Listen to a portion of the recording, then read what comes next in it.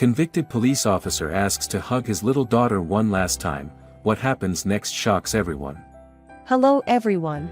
Enjoy these relaxing moments while you watch.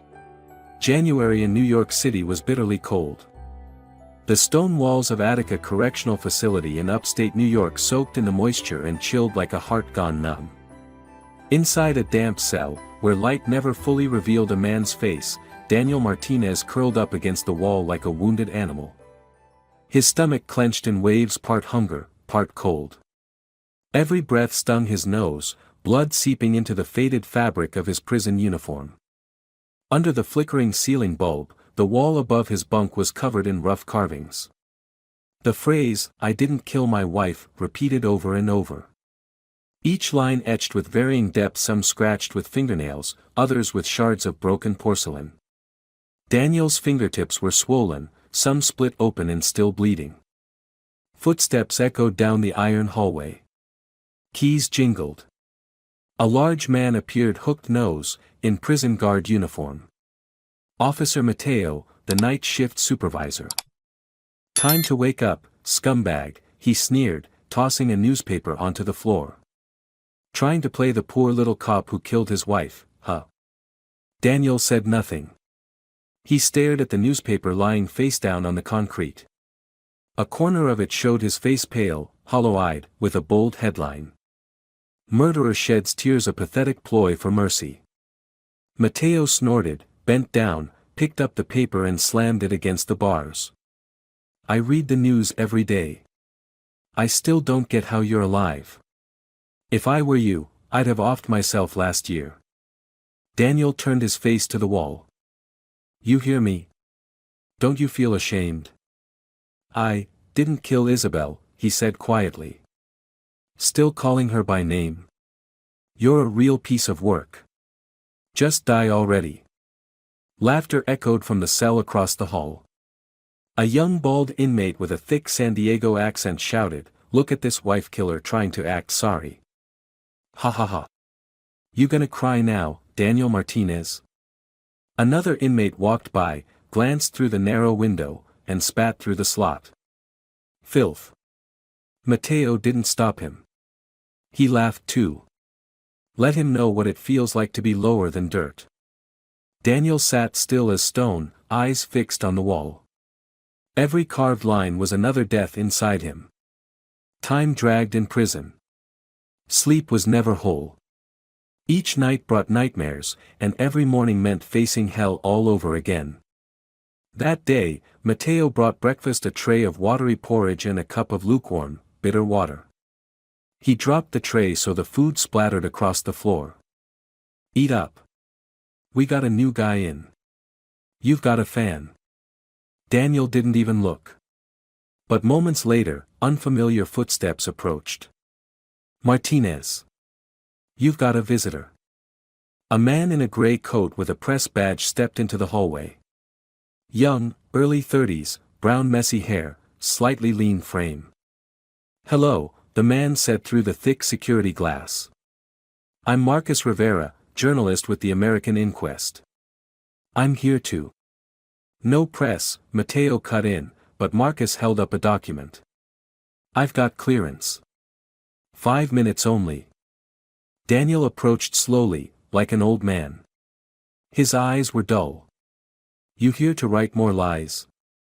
Like the rest of them?" Marcus shook his head. "I just want to hear you speak." "What for? Everyone already has their story." Marcus stayed quiet a moment, then said softly, "I read through the court transcripts. Some things don't add up." Daniel let out a dry, bitter laugh. "It all adds up. The knife had my fingerprints. No witnesses backed me up. My wife's best friend, Lucy, stood up and said I abused her. She had tears. And me? What did I have?" Marcus jotted a note and nodded. "The writing on the wall, how long did it take you to do that?" Daniel didn't answer right away. He turned to look at the lines on the wall, then said slowly, "Every night. As long as my hands still work. It's all I have left." A heavy silence hung between them. Matteo checked his watch. Time's up. Marcus nodded, closed his notebook. I'll be back. If I can. Don't come back, Daniel whispered. No one wants to hear my story. That night, Daniel lay curled up as always. Wind crept in through the small barred window. Screams and laughter echoed through the facility, the madness that was Attica. He shut his eyes, trying not to hear. But Lucy's voice from the past rang in his ears. She told me Daniel hit her. I saw the bruises on her arms, her neck, her face. She lied, he had shouted in court. Enough, the judge struck the gavel. 20 years. No parole. Everything shattered. He whispered to no one, once again, I didn't kill Isabel. But no one listened.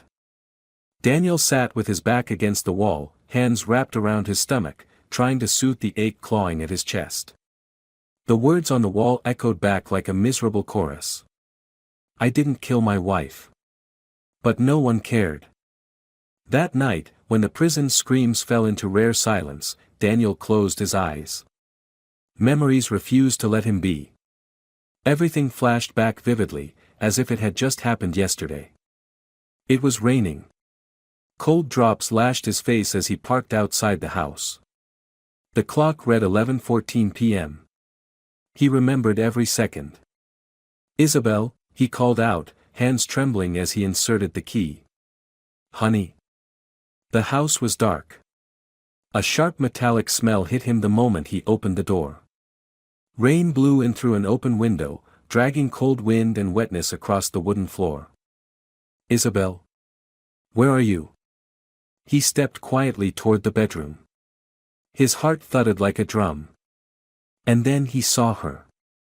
Isabel lay on the bed, eyes wide open, body still in a pool of blood. Her white nightgown soaked red. A knife stuck deep in her abdomen, the handle still quivering from the force of the stab. No, no, this can't be. He rushed over, hands shaking, pulled the knife out, and cradled her cold body. Isabel. Wake up. This isn't funny. Please, wake up. His phone slipped from his hand as he called for help. Tears blurred his vision. Police. Drop the knife. Daniel turned, still holding his wife's body. 4 officers stormed in, guns raised. I didn't. He's still holding the weapon. Cuff him. They slammed him face down onto the floor, his head hitting the edge of the bed. He still heard his own cries. I didn't kill my wife. 2 weeks later, at the New York City Criminal Court, the trial cut through him like a knife. Defense attorney Julian Moore, young and tense, stepped into the courtroom carrying files. Your Honor, Julian began, my client is a former homicide lieutenant, with no prior record, and has fully cooperated with the investigation. Judge Mary Garcia adjusted her glasses, flipping through the file. The knife had the defendant's fingerprints. No signs of forced entry. The door was intact. He was the only person at the scene. Julian hesitated. The prints could have been from prior use, it was a kitchen knife. But it was the murder weapon. Anne. Lucy entered, brown hair tied back, eyes downcast. Next witness, Lucy Herrera, best friend of the victim. Julian stood. Permission for cross-examination after testimony. The judge nodded. Ms. Herrera, what do you have to say? Lucy looked up. Her voice trembled but was firm. I saw bruises on Isabel. On her arms, her neck. One time, she cried and told me Daniel slapped her because she forgot to buy fish sauce. Murmurs filled the courtroom. Daniel shouted from the defendant's seat, You're lying. I never laid a hand on her. Lucy turned to him, eyes glistening. I didn't want to say this, but I was afraid. If I stayed silent, someone else might die. Julian jumped up. Your Honor. There's no evidence supporting this testimony. It's hearsay. The judge banged the gavel. Order. Daniel broke down, head against the table. He whispered like a madman, Isabel, you know I didn't do it, right? Please. The verdict came after 3 days of deliberation. With clear evidence and credible witness testimony, the court sentences Daniel Martinez to 20 years in prison. No parole.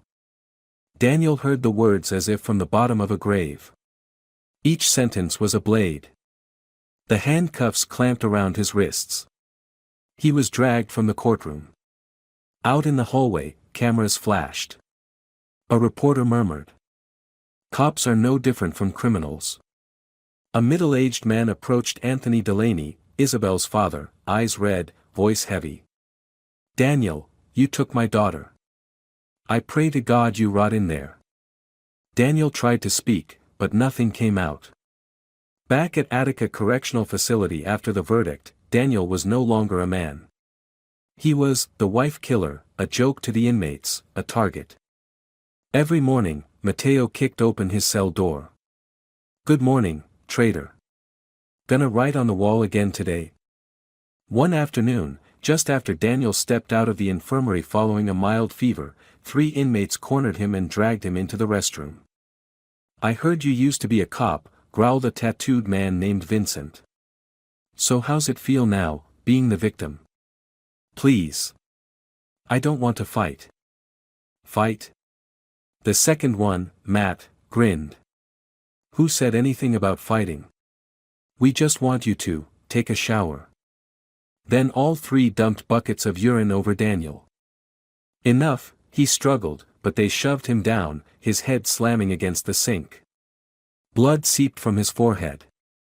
Stop acting all noble, Martinez, snarled the third, Ricky, leaning in close. A cop who beats his wife to death, what honor do you think you have left? Daniel lay motionless until nightfall. No one helped him. No one called medical. One afternoon, when he was summoned to the guidance office, he barely managed to say, I want to call my daughter. Today's her birthday. Officer Mateo looked at him like he was looking at a pile of dirt. That little girl Sophia? Yes. No one wants to hear your voice. Please. I said no. Daniel turned away, legs trembling. Every rejection was another cut in his heart. At the end of the hallway, through the glass window, Vincent the tattooed inmate waved. Happy birthday to your daughter, Martinez. Laughter echoed through the prison. Daniel kept walking. But he no longer knew where he was going.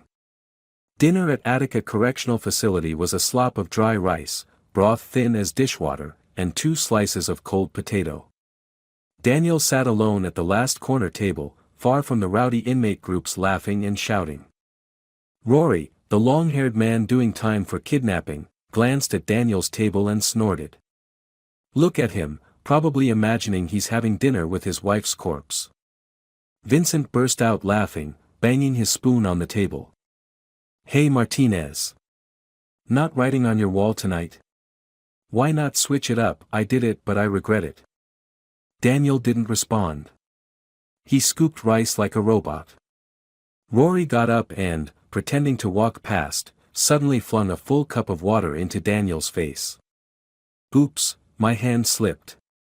Mateo saw it from afar but did nothing. Daniel wiped his face in silence. That night, when the prison finally quieted, Daniel awoke with stabbing pain in his chest. He sat up, coughing violently. Each cough brought up blood from his lips. The next morning, he was sent to the infirmary. The on-duty doctor was Carl Martin, graying hair, thick glasses, quiet, but not entirely without compassion in his eyes. Carl placed a stethoscope on Daniel's chest and frowned. How long have you been coughing blood? A few days ago. Any fever? Yes, it spiked to nearly 102. Carl quietly jotted notes, then told Nurse Luna to take Daniel for a chest x-ray. An hour later, after reviewing the films, Carl sighed. Your lungs show visible damage. Most likely tuberculosis. I'll send a sample for confirmation. Daniel said nothing. Carl continued. You need treatment. But, conditions here aren't easy. And if you don't cooperate? I don't care, Daniel cut him off. Just let me write a letter. Carl studied him a moment, then gave a slight nod. All right. But not too many. Daniel wrote 3 letters over 2 days. All to the same person, Sophia. My daughter, it's cold and rainy today. I miss you. I don't know how you're doing now. I didn't kill your mom. No matter what they say, I'm still your dad. Please believe me. His handwriting trembled with fever, but he wrote carefully. All letters were handed to Officer Mateo to be mailed. Each time, Mateo smirked. Letters for the little princess. You think she wants to read them? Daniel swallowed his anger. Please, just send them. Mateo feigned sincerity, of course. Prisoners have the right to write letters. But Daniel knew those letters never left the prison. A week later, while cleaning D Block, Daniel overheard whispering behind him. Rory and Ricky were chatting. Word is, Martinez's kid was just on TV. Really? Anything interesting? Yeah, interviewed by a reporter. Kid looked scared shitless. Daniel's heart dropped. He turned around. You're talking about Sophia? Rory narrowed his eyes. Why ask? Guys like you should know when to shut up. Daniel clenched his fists. I'm her father. Ricky burst out laughing. Father? You sure she even admits that anymore? That night, Mateo tossed an old tablet onto Daniel's table. Its screen was dim and scratched. Here. Watch this. The prison's allowing it so you can stop pretending to be pitiful. Daniel hesitated before pressing play. The screen lit up, Sophia, curled up in the playground at Brookfield Orphanage. A female reporter, Clara Jameson, was interviewing her. Do you miss your dad? Sophia lowered her head, whispering, No. Why don't you want to see him? She looked up, eyes blank. I'm afraid of my dad. I don't want to see him. Daniel couldn't speak. Some people say your dad feels sorry and wants to apologize. What do you think? Sophia bit her lip, then shook her head firmly. He only feels sorry for himself. A voice from behind interrupted. She's tired. We're ending the interview here. The screen went black. Daniel stared at the void, hands slipping from the tablet, which clattered to the floor. Mateo scoffed, See? The kid knows exactly who you are. Stop dreaming. Daniel heard nothing. The pain in his chest surged like a tidal wave. Everything blurred. He collapsed to the floor, his head hitting the bed frame. Before losing consciousness, he barely heard someone shout. Man down. Call the doctor. Daniel awoke in the infirmary. Carl was beside him, checking his blood pressure. You're stable now, Carl said quietly. But if you keep refusing to eat or get treatment, you won't make it through this winter. Daniel turned his face to the wall. What reason do I have to live? Carl didn't answer right away. After a pause, he said softly. Sometimes, the reason to live isn't the truth. Sometimes, it's just the hope that someone out there hasn't forgotten you. Daniel gave a bitter laugh. Out there, no one believes in me anymore. The doctor fell silent. The next day, a new journalist arrived at the prison to film a social report. He was young, wore glasses, and looked slightly out of place in the prison's heavy atmosphere. His name was Marcus Rivera. After leaving the warden's office, Marcus spotted Carl jotting notes outside the infirmary. Good afternoon, doctor, Marcus greeted him. You're Carl Martin, right? Carl nodded. You the new reporter? Yes. I'm working on a feature about prison reform. I heard there's an inmate named Daniel Martinez, used to be a cop. Carl looked up, hesitant. What are you trying to write?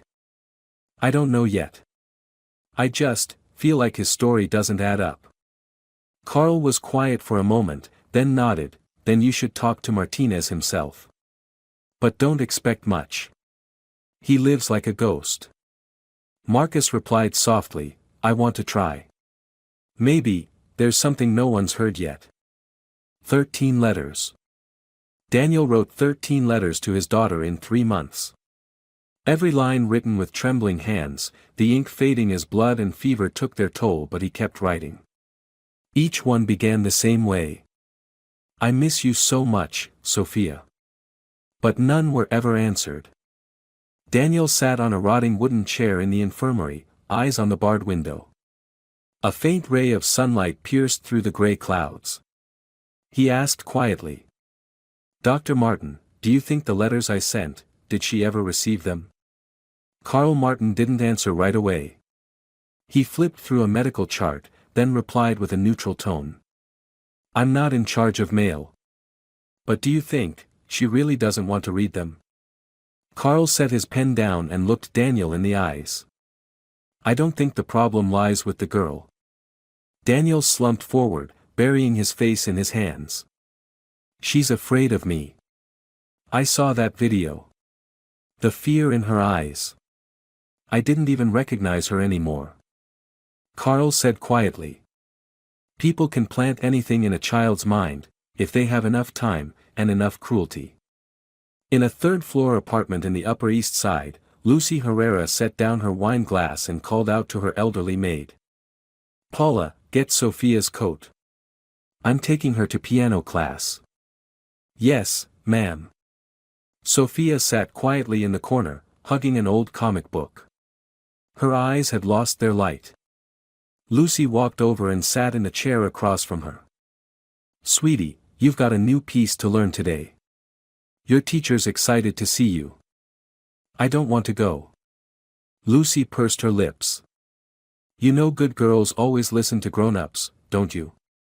But I don't understand why. Why what? Lucy softened her voice, but her eyes stayed sharp. Why Daddy hasn't come to find me? Sophia blinked. Because, he's in prison. Exactly. And do you know why? Sophia nodded, her voice catching. Because he killed Mommy. Lucy nodded with satisfaction, then pulled the girl into a hug. That's right. But there's nothing to be afraid of. I'll always be here for you. He'll never come near you again. That day, journalist Marcus Rivera went to Brookfield Orphanage, where Sophia was currently under custody. He had to wait nearly an hour in the waiting room before being allowed to meet with the supervisor, Mrs. Irene Sanders. I'm an investigative journalist, Marcus said, showing his press badge. I'm looking into the case of Mr. Daniel Martinez. Irene raised an eyebrow. He's a convicted murderer. What more is there to look into? I don't believe the case was fully clarified. And I'd like to ask about Sophia. Mrs. Irene sighed. You're the 17th person in the last 3 months to ask about that girl. Let me be clear, no one is allowed to see her without a court order. I don't want to cause her any harm. I just need to know, has she truly never received any letters from her father? Mrs. Irene looked at Marcus, then stood and walked to a file cabinet. She pulled out a bundle of old letters tied with a silver ribbon. These are the letters Daniel Martinez sent. We never gave them to the girl. Why? Marcus asked, stunned. We were instructed by her legal guardian, Ms. Lucy Herrera, not to allow any correspondence from the defendant to reach Sophia. Even handwritten letters. We have no authority to oppose if the guardian signed off on it. That's the regulation. Marcus hesitated. May I request a copy of these letters? Irene was silent. She sat down and sighed. If you have authorization from a lawyer or investigative body, I'll consider it. Otherwise, there's nothing more I can do. Daniel had grown gaunt. His prison uniform hung from his body like a ragged sack. He sat in the prison yard, arms wrapped around a stack of papers. Each day, he wrote another letter, even though he knew it would never reach its recipient. Marcus came to visit again. This time, he brought a USB stick. "There's a video," he said during their visitation. "I think you need to see it." Daniel slowly accepted the tablet Marcus handed him.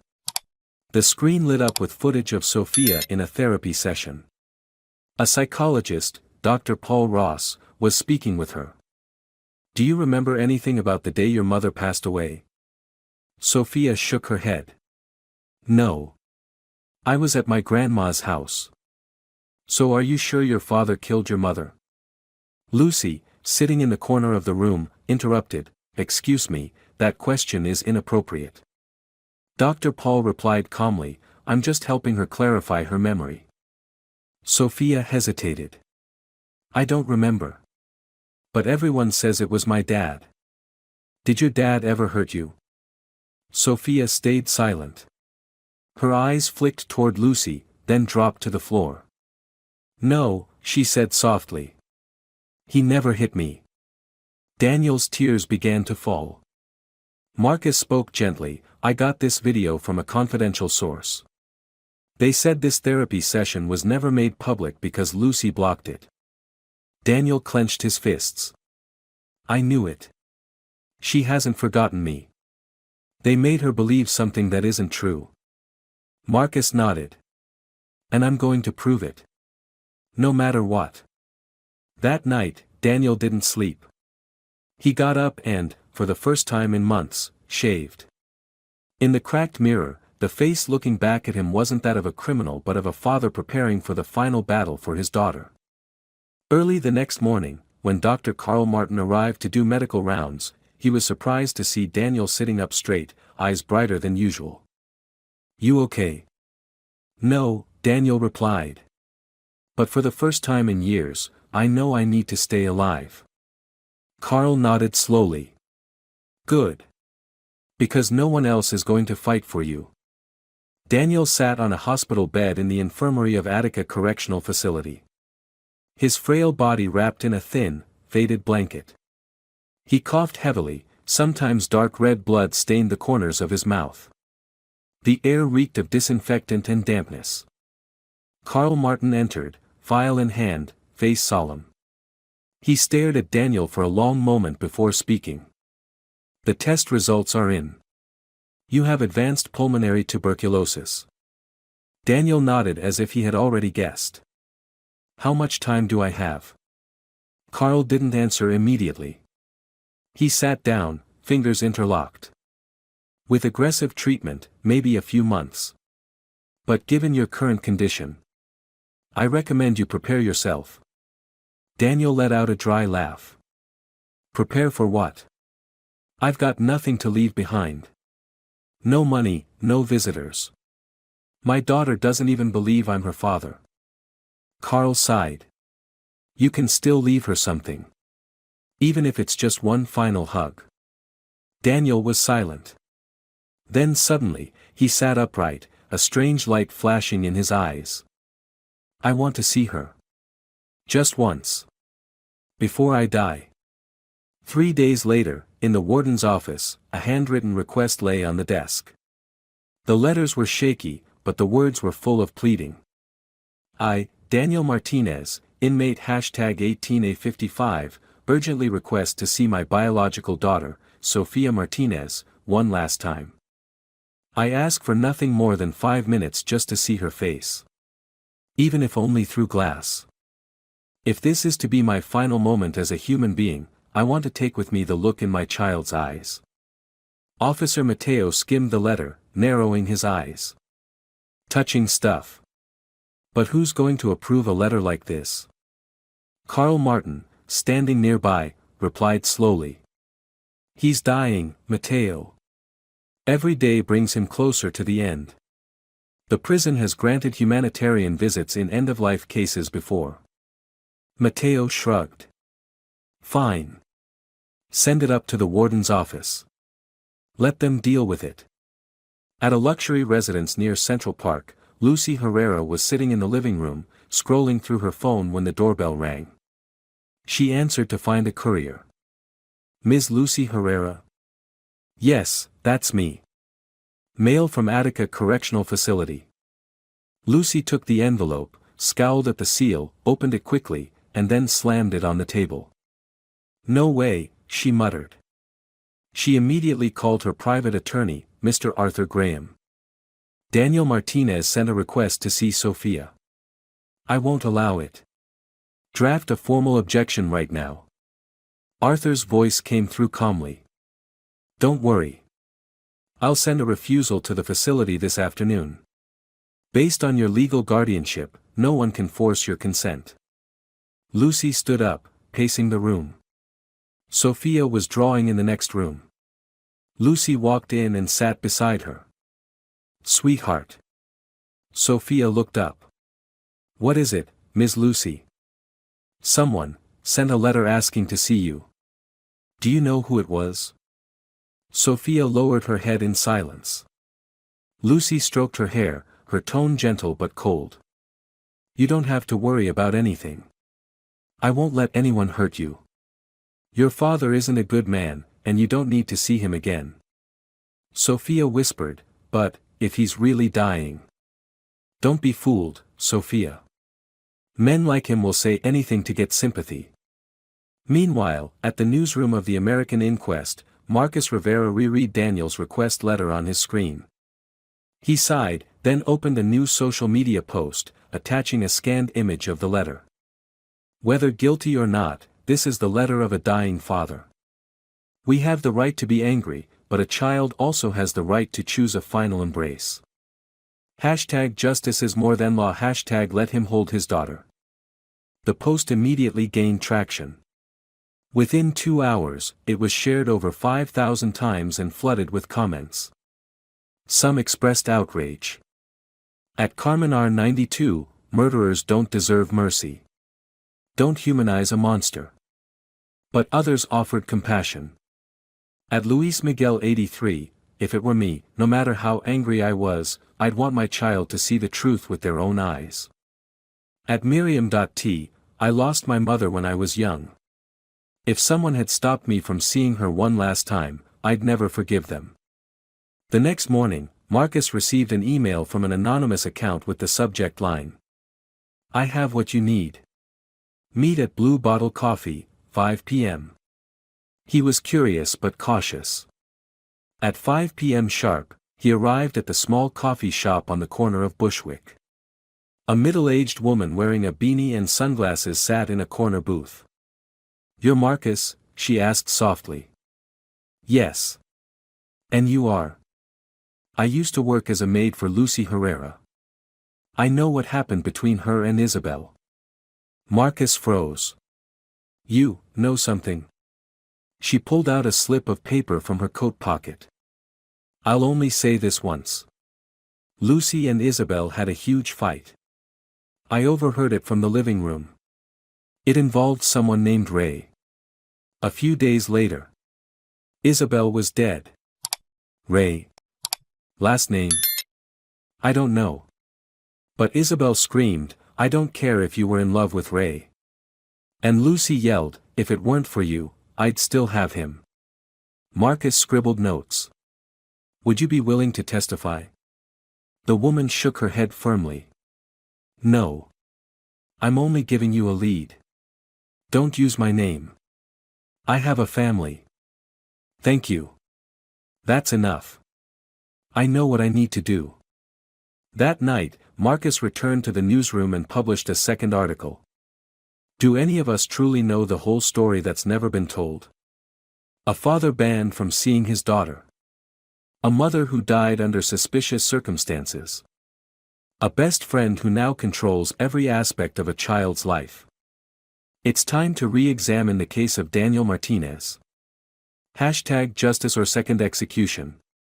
The post went viral.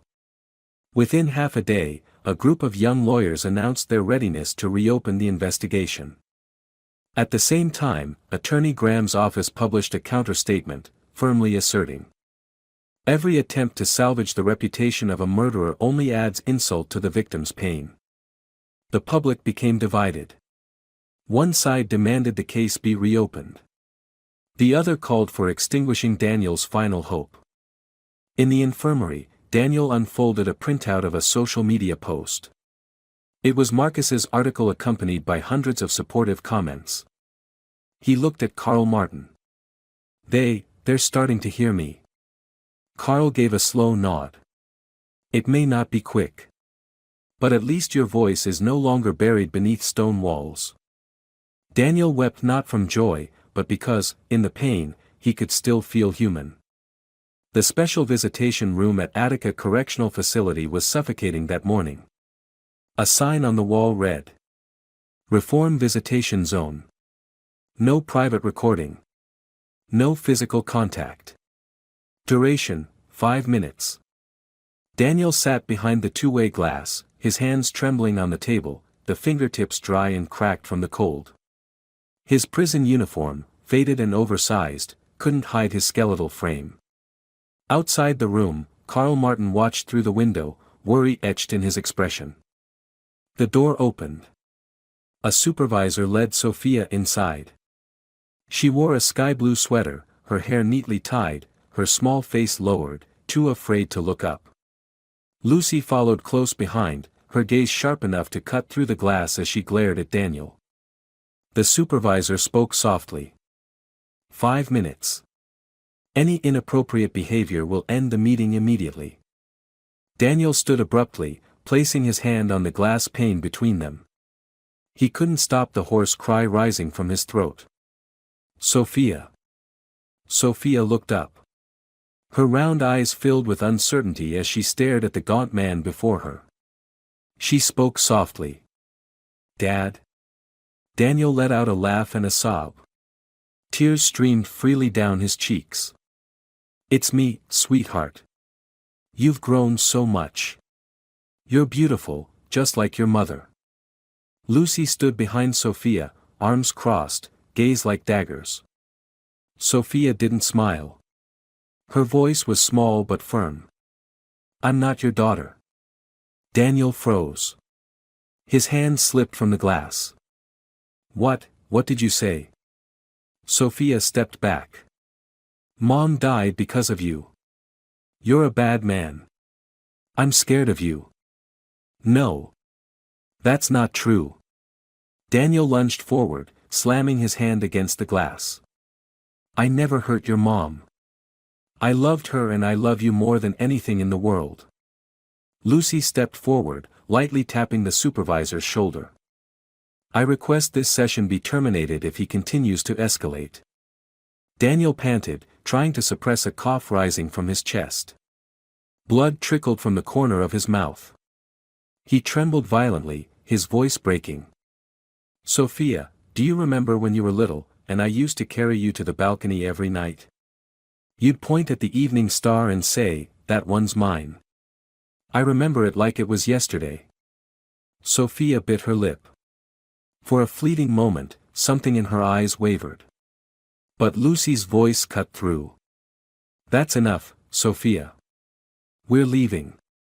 Daniel cried out, voice shattered. "Please, just one more minute. Let me look at you a little longer." Sophia turned away. She walked swiftly toward the door. Before vanishing from sight, she paused briefly without turning back and whispered, "Goodbye, sir." The door slammed shut. Daniel collapsed, his entire body crumpling like a sack of sand. He clutched his abdomen, coughing violently, blood soaking into his prison collar. Carl rushed in, shouting to the supervisor, "Get the on-call doctor. He's about to pass out." But Daniel was already whispering to himself through the lung-ripping coughs. "I'm sorry, if that's the last time you ever saw me." In the corridor outside, Lucy gripped Sophia's hand tightly. The girl kept her head down, silent. A passing medic recognized her. "You're Sophia Martinez, right? Dr. Martin mentioned you once." Lucy cut in immediately. "Not Martinez. Her name is Sophia Herrera. We've already filed the legal name change." The medic hesitated. "Oh, sorry. It's just, your father Daniel, he looks really sick. Sophia gently pulled her hand, but Lucy held on tighter. Let's go. No one here is worth remembering, Sophia. Back in the infirmary, Daniel was laid on the bed, hands still trembling uncontrollably. Carl wiped the blood from his mouth with a warm towel. You need fluids. I've ordered stronger antibiotics, but I can't promise we have enough time. Daniel whispered, almost breathless. She doesn't believe me. It's not your fault, Carl replied, his voice low and sorrowful. Daniel stared at the ceiling, his eyes glassy. But she looked at me, and called me, sir, like a stranger. Carl said nothing more. He simply placed a firm hand on Daniel's shoulder. That night, Marcus Rivera visited Carl. How did the visit go? Carl sighed, removing his glasses. Worse than I imagined. That wasn't a reunion, it was a psychological execution. Marcus sat down, pulling out a stack of papers. Someone on social media sent me anonymous messages. One of them included an audio transcript from a therapy session between Lucy and psychologist Dr. Paul Ross. This recording has never been made public. Carl frowned. Have you verified it? I'm working on it. But there's a clear part where Lucy says she'll never let the girl associate with anyone named Martinez. I'll use it if I have to request a psychological evaluation of Lucy. Carl nodded. If there's still hope, it's coming from people like you. Marcus looked at him and said slowly. I think it's time to force the system to listen. My next article won't be emotional, it'll be evidence. That night, Daniel curled up in his infirmary bed. A new fever was rising. In his half-conscious haze, he saw Isabel sitting by the window, holding an old ukulele. Do you remember the first song I sang? Daniel nodded. You used to sing it when Sophia slept. She still remembers, Isabel said, her voice as light as wind. But fear has covered it all. I'm so tired, Isabel. But you're not allowed to sleep yet. I haven't forgiven you, if you give up now. Daniel opened his eyes. The infirmary ceiling was gray and moldy. No, Isabel. Just the sound of his heart thudding like an old drum ready to burst. After seeing his daughter, Daniel was completely drained. He refused food, refused IVs, refused to speak to the doctors, answered no one. Every morning, Carl Martin came to examine him, only to hear the same faint, broken line again and again like a looped tape. She doesn't recognize me anymore, she's vanished from the world I used to know. Carl placed a hand on Daniel's shoulder again that morning. If you want to live, I can help. But if you give up, don't expect anyone to fight in your place. Daniel turned his face away. You saw it yourself. Marcus is being attacked online, the lawyers have withdrawn, my daughter calls me, sir. What's left for me to hold on to? At a rundown bar in Bushwick, Marcus Rivera met with a middle-aged man, graying hair, worn leather jacket. Thanks for agreeing to meet, Marcus said, shaking his hand. You're Scott Bennett, Daniel Martinez's former colleague? Scott nodded, pouring himself a drink. Used to be. Before he lost it and killed his wife. Marcus sat across from him, voice steady. Did you ever believe Daniel did it? Scott gave a dry chuckle. Does belief change anything? The press, the court, the public, they tore him apart before the sentence was even read. But you were the homicide unit's captain. You once called Daniel the sharpest intuition I'd ever seen. Scott was silent for a while, then set his glass down. He could walk into a crime scene and figure out the motive in minutes. But when his wife died, he was like a fool. No alibi, no defense, no witnesses. Everything turned against him. Do you think Lucy Herrera was involved? Scott frowned. She had beef with Isabel. I know that much. They studied sociology together in college. Something about a man named Ray. But nobody dug deeper. The murder weapon had Daniel's prints. Marcus nodded. The blood on the gloves was never fully DNA tested. I found a copy of the preliminary autopsy report. It mentioned a second blood type, but marked it as insufficient sample. I suspect that was intentional. Scott stood up, throwing on his jacket. You're young. Full of ideals. But this case is a black hole. It devours anyone who steps in. Daniel has nothing left to lose. I do. But I'm still going in. Meanwhile, at her residence, Lucy was packing a red suitcase. She stuffed files inside and locked it carefully. Paula, the housekeeper, stood nearby and whispered. Ma'am, are you really leaving New York City? Lucy answered curtly. There's nothing left here but garbage and people who can't mind their business. What about Sophia? She'll be attending boarding school in San Antonio, Texas.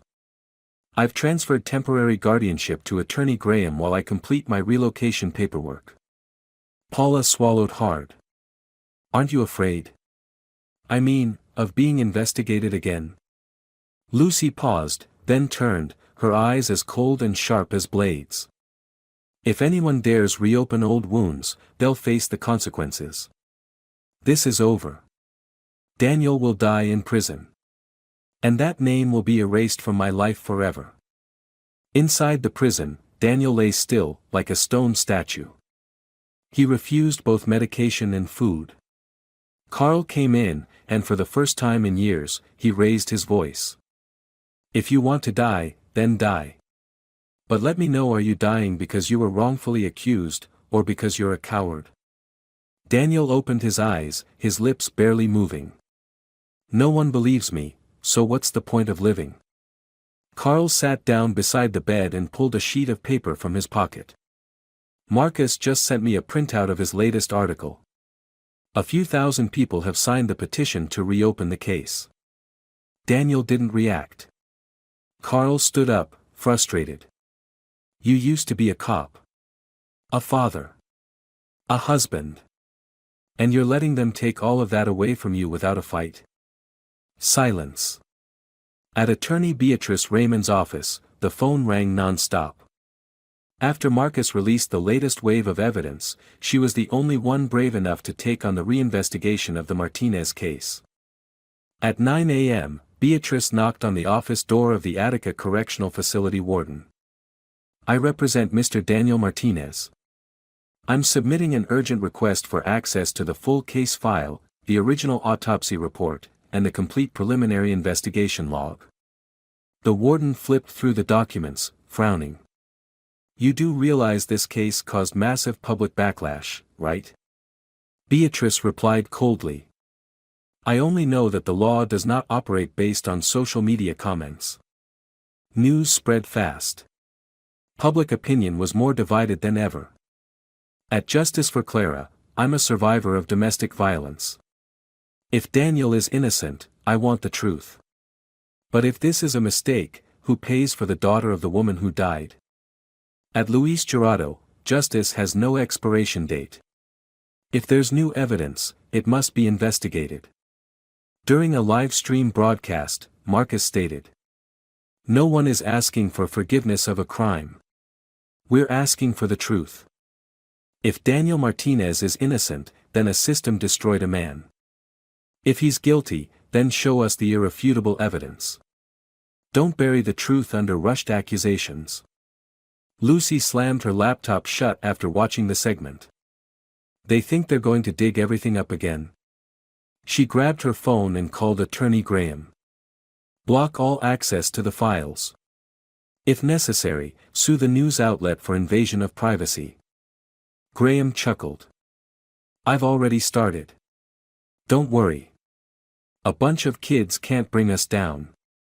Lucy stood up, pulled an old photo from a drawer. Her, Isabel, and a man named Ray at La Flor de Bushwick years ago. She stared at it for a long time, then silently burned it in the ashtray. That weekend, Carl Martin entered the infirmary as usual. Daniel still lay there, gaunt, eyes sunken. But for the first time in weeks, he spoke. "Out there, are people still talking about me?" Carl smiled. "More than you think." Daniel turned his head toward the barred window, where pale sunlight traced a thin line across the tiled floor. "If I can live to see the day I'm cleared, then maybe I should start eating again." Carl nodded, his voice soft like a breeze. "That's the first reasonable thing I've heard from you in a month." Marcus Rivera sat in front of his computer in his cramped Williamsburg apartment. The wall clock read 2:11 a.m. The room was bathed in dim blue light. On screen, a paused video clip from a security camera behind Bread of Life Bakery, just 200 meters from the Martinez home. Marcus pressed play. Heavy rain. Close to 9 p.m. the night Isabel died. A woman in a long coat and hood entered the frame, looked around, and unlocked Isabel's back door with a personal key. He zoomed in. Even though her face was covered, the dark brown hair and slight left-leaning gait were unmistakable. Lucy Herrera. Marcus gasped. "It's her." He printed the image, saved the file to an external drive, and messaged attorney Beatrice Raymond. "New evidence. Meet tomorrow morning. Urgent." The next morning, at Beatrice's office, Marcus laid everything out on the table. Camera footage, Paula the maid's handwritten testimony, and a reanalyzed autopsy report copy. Beatrice nodded as she reviewed it all. "At first, I thought this was just a wrongful conviction due to lack of evidence. But now, this is a deliberate murder and cover-up." "And with help from the system," Marcus added. Beatrice picked up her phone and called the forensic department. "I need urgent retesting of the blood sample labeled insufficient for analysis in the Martinez case. Use the most advanced DNA separation techniques available. Results ASAP." 3 days later, the results came in. Beatrice opened the sealed envelope in front of Marcus.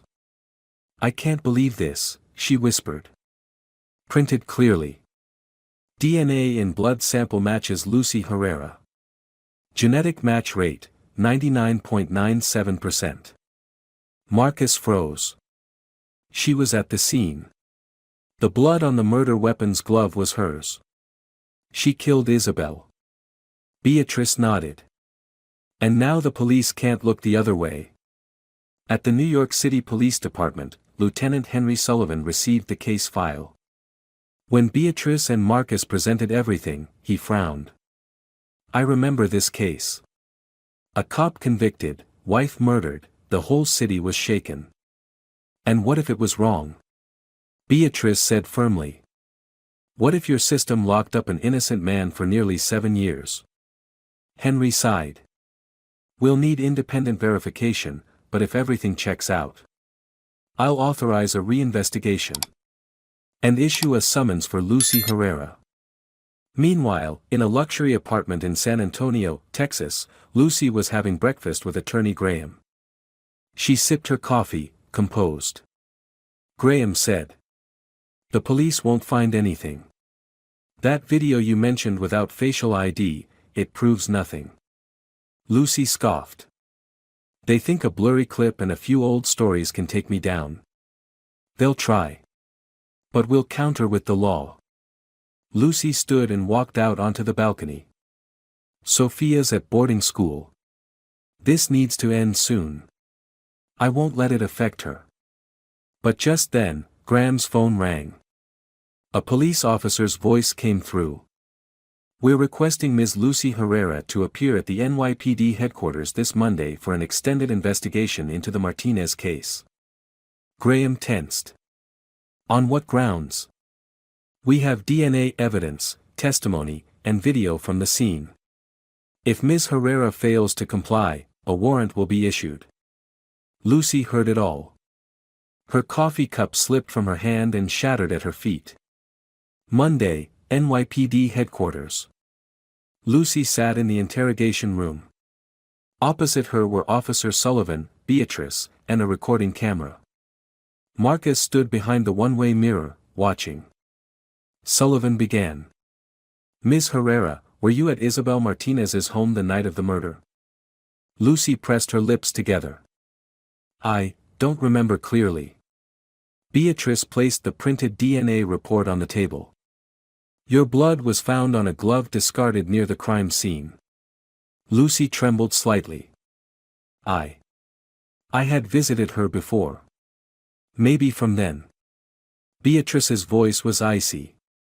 Security footage from the bakery behind her house shows you entering Isabel's home at 9:02 p.m., the estimated time of death. Sullivan's tone hardened. You need to tell the truth. Denying it now will only increase the charges. Lucy looked around. After a long pause, she leaned back, covering her face with both hands. Okay. I'll talk. Beatrice straightened. Sullivan pressed record. Lucy gasped. I went to Isabel's house because we'd argued days earlier. Old stuff, about Ray. I loved Ray first. But he chose Isabel. I couldn't accept it. And you killed her? Lucy whispered. I didn't mean to. I just wanted to talk. But she called me pathetic, said Ray never loved me. I lost control. I pushed her, and then. I don't remember clearly. The knife? I don't remember. I saw blood. I panicked. I ran out the back door. Beatrice continued. Do you realize you sent Daniel Martinez to hell for something he didn't do? Lucy stayed silent. Then broke into tears. I was going to confess. At first. But then. I saw the chance to erase them both. Isabel and Daniel both had taken everything from me. At Attica Correctional Facility, Daniel lay in the infirmary bed, oxygen tubes in his nose. Carl entered with a file in hand. There's news, he said, sitting beside him. Daniel whispered. Dr. Martin. I can't hold on much longer. Carl smiled gently. You need to live to hear this, Lucy Herrera confessed. Police have charged her.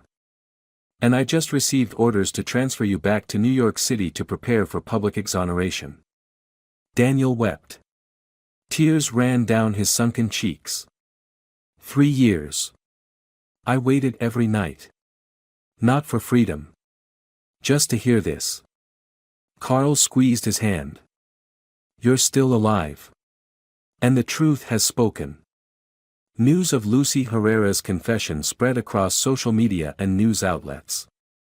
The hashtag Justice for Daniel trended within hours. Major news networks across the United States reported every detail how a man had been destroyed by a single lie. At Attica Correctional Facility, on a clear March morning, a prison transport vehicle rolled out of the main gate. Inside sat Daniel Martinez, hands resting freely in his lap.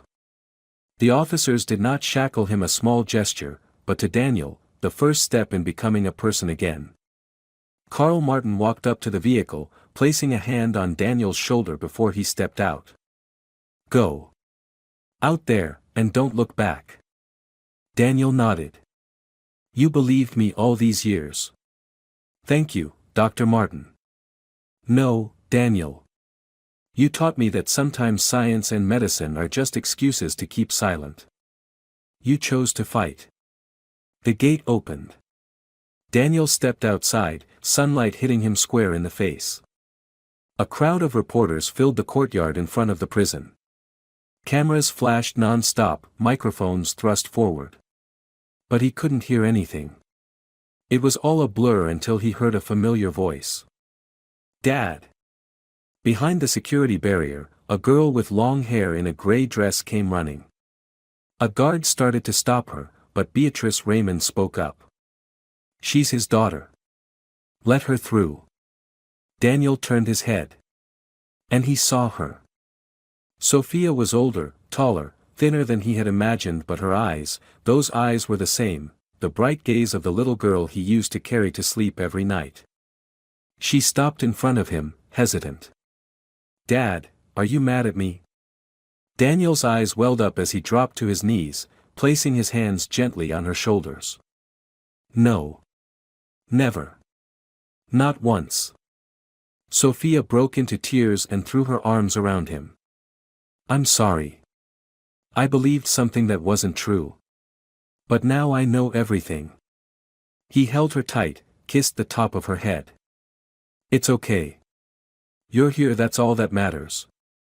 The entire embrace was broadcast live on national television.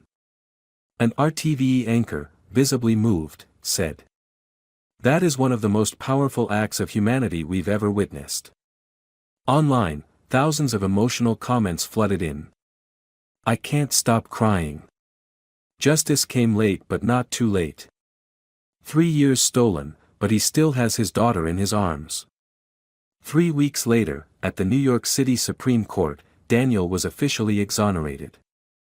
The Chief Justice read the verdict with firm resolve. After reviewing new evidence, including a direct confession by Lucy Herrera and corroborated forensic analysis, this court hereby vacates all prior convictions against Mr. Daniel Martinez. We issue a formal apology for the grave oversight that led to his wrongful incarceration for nearly 3 years. Daniel sat silently, fists clenched. When the session ended, he stood and bowed deeply before the public gallery. Marcus, Beatrice, Carl, and hundreds of supporters rose to their feet and applauded. Lucy did not attend the hearing. She was being held in isolation at Bedford Hills Correctional Facility, awaiting trial for first-degree murder and obstruction of justice. In a leaked recording from within the facility, Lucy could be heard screaming at another inmate. "They don't understand. Everything I did, it was because I lost the man I loved. I just wanted Isabel gone." Convicted police officer asks to hug his little daughter one last time. What happens next shocks everyone.